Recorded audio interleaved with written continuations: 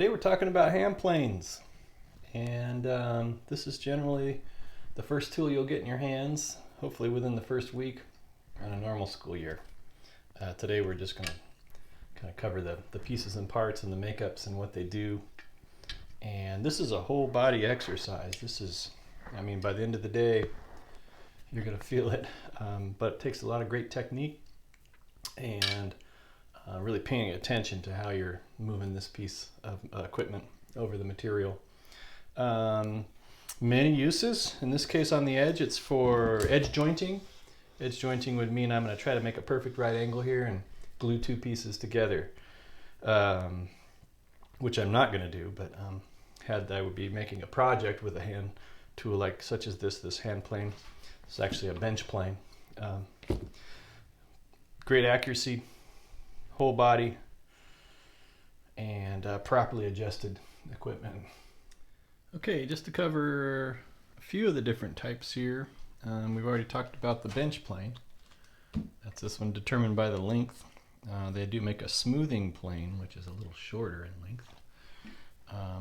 The chip curl that comes off should be very thin, about paper thin. You should be able to see light through it as you hold it up to the light.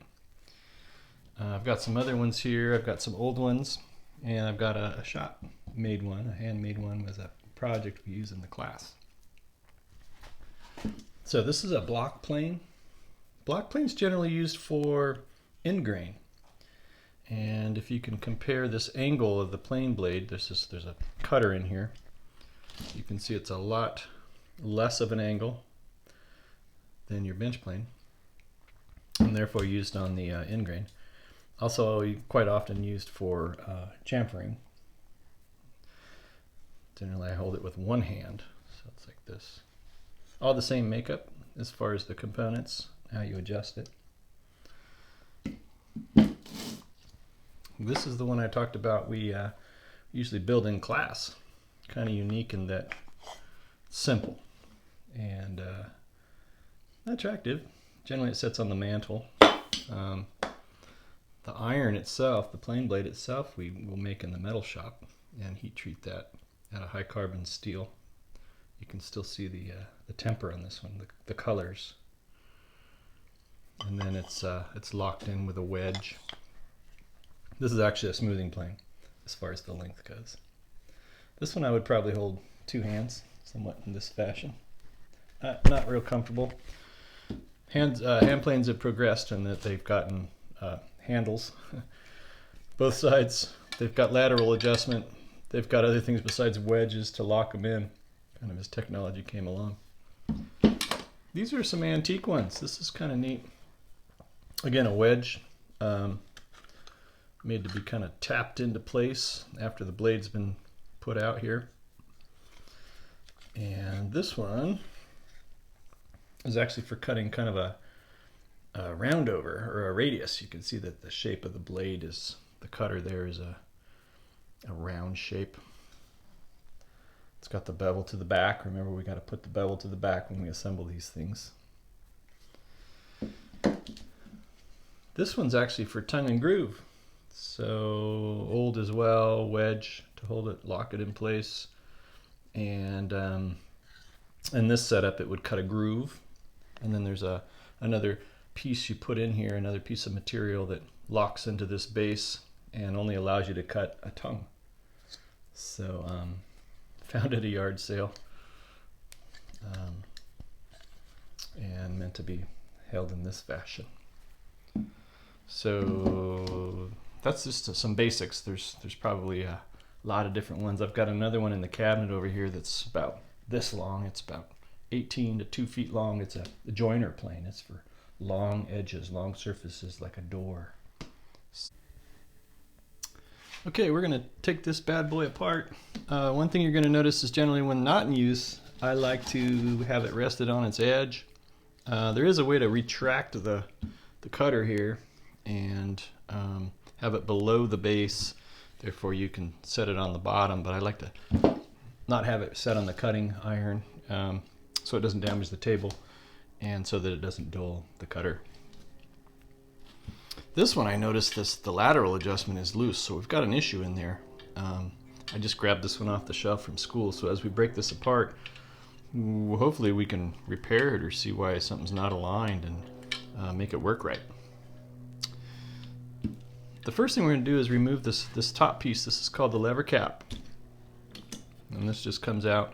It's got kind of a weird shaped hole there that allows it to sit over this stud here. But that's the lever cap. And then this assembly comes out, and this top one with this hump, this is called the back iron, and this goes on the back of the cutter. All right, so we got two parts here. These will come apart. This is called the back iron.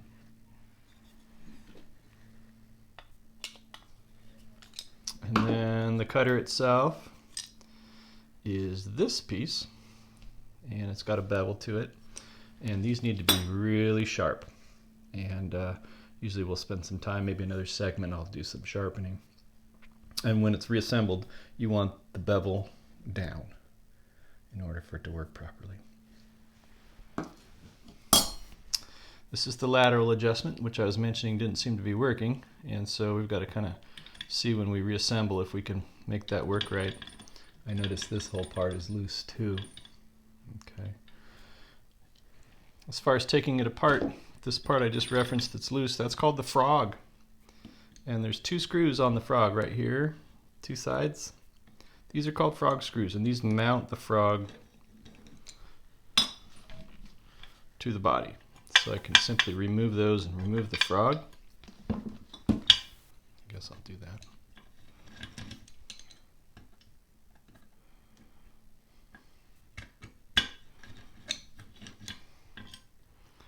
And there you have it. The frog comes out. You have your frog screws here. They mount it to the body. Okay. And then this is your cutter adjustment nut. And as this turns, it'll actually push this little lever forward and back, which will actually push your cutter in and out.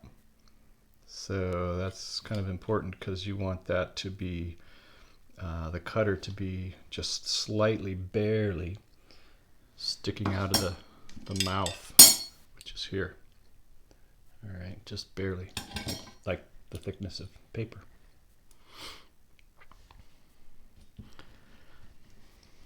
Frog adjustment screws here. You can see it's a screw with a little shoulder in there, and that's to accept this little U shape here, so that as it does go into there, and you turn it, it will actually push the frog in and out. Kind of hard to see, but that's what we're doing. We're adjusting the frog forward and back. So that's the frog adjusting screw.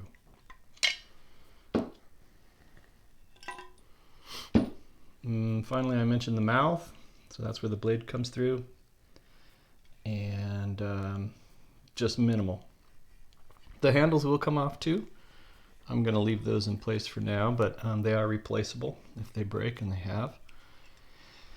And so this is just the basic body. Okay, but you're going to be required to identify these 9 parts. So I will go back through them again, okay, as I reassemble. All right. Well, let's start with the frog, and that's this unit here that the blade and the back iron sits on.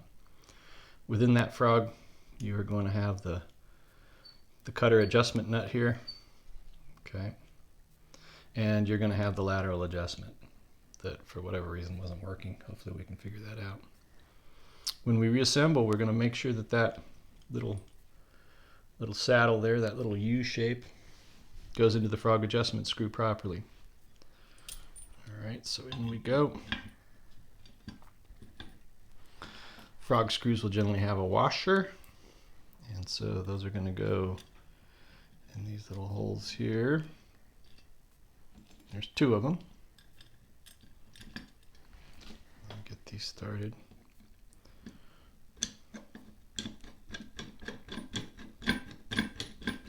I usually leave one a little bit loose until I get the other one lined up, and then secure them.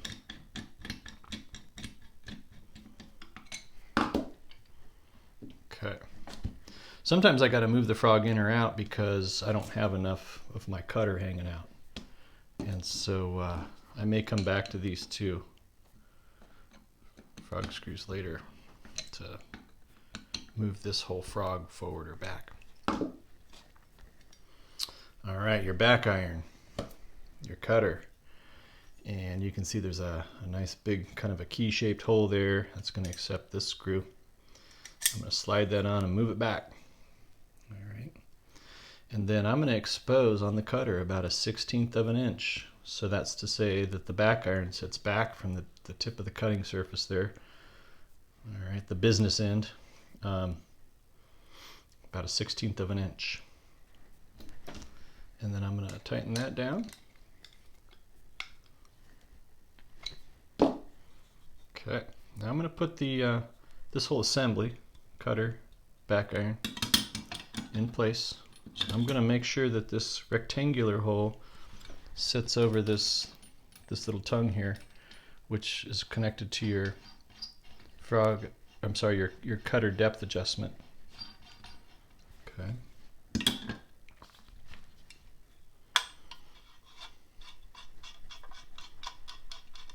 And it should just kind of click into place there. There it is. Good. All right. Lever cap. In, and this should be snug. If you lock that down and it's not snug, you may need to adjust this post, this stud hanging out. Okay, mine feels pretty good. However, in looking into my mouth here, I see there's not enough room for a chip curl to come out, and my blade's not out, so it's actually, I need to pull the whole frog back. So let's go.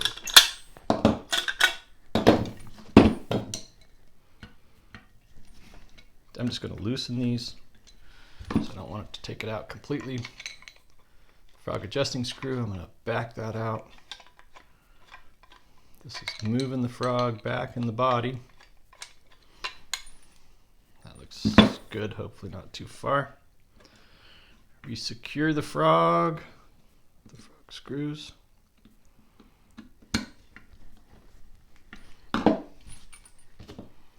Okay, bevel down, back iron on top.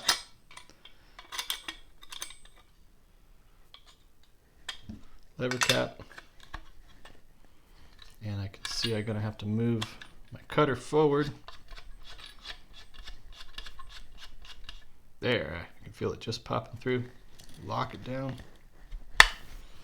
And again, as I hold it this way, and I sight down this surface, I want to see just barely the blade sticking out. And I want to see it level. If it's not level, then I'm going to adjust the lateral adjustment. Hey, it's working. Look, it snapped into place.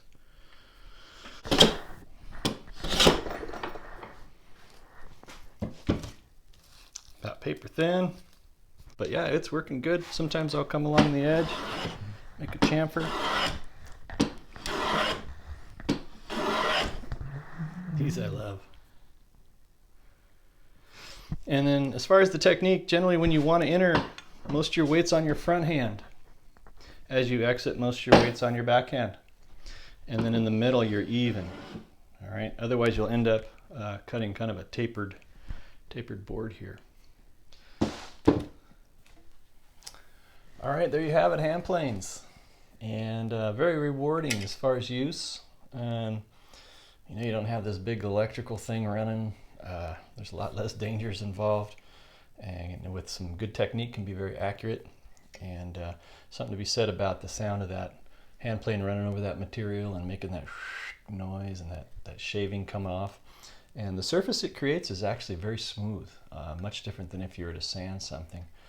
A little more shiny, probably equal to something sanded out to about 320, some would say.